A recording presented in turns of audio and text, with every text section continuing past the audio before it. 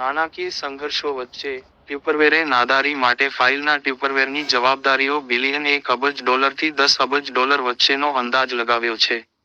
તેના બદલાવના પ્રયત્નો નિષ્ફળ ગયા છે. MSCI ઇમર્જિંગ માર્કેટ ઇન્ડેક્સમાં ભારતે ચીનને પાછળ છોડી દીધું. રિલાયન્સ ઇન્ફ્રાએ LIC સાથે $600 કરોડની પતાવટ પૂર્ણ કરી. રિલાયન્સ ઇન્ફ્રાસ્ટ્રક્ચરે તેનું દેવું નોંધપાત્ર રીતે એકીકૃત સમાધાન સાથે ઘટાડ્યું. આઇનોક્સ પવન IGRL નવીનીકરણીયમાંથી 550 મેગાવોટ પવન પ્રોજેક્ટ પ્રાપ્ત કર્યો. આઇનોક્સ પવનના નવા ઓર્ડરથી તેની ઓર્ડરબુકમાં 3.5 ગીગાવાટથી વધુનો વધારો થયો છે.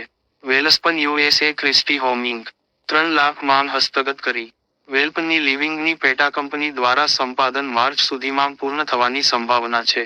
સોમ ડિસ્ટિલેરીઝની નવી શ્રેણીએ કર્ણાટકમાં વુડપેકર પ્રીમિયમ બિયર લોન્ચ શરૂ કર્યું હતું, જેમાં વુડપેકર ગ્લાઇડ અને વુડપેકર ક્રીઝ વેરિયન્ટ્સ શામેલ છે.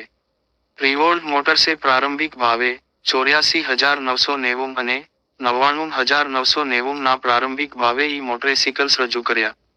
મેરિકો ઇપિકોસ નેચરલ્સમાં બાકીના 40% હિસ્સામાં કામ કરે છે. APCOS Naturals beauty and personal care segment Just Herbs brand નામથી કામ કરે છે. DOMS ઇન્ડસ્ટ્રીઝે યુનિક્લાન હેલ્થકેરમાં 51.77% હિસ્સો જીત્યો. ભારતી એરટેલ એરિક્સન, નોકિયા અને સેમસંગ $1 બિલિયનનો ઓર્ડર આપશે.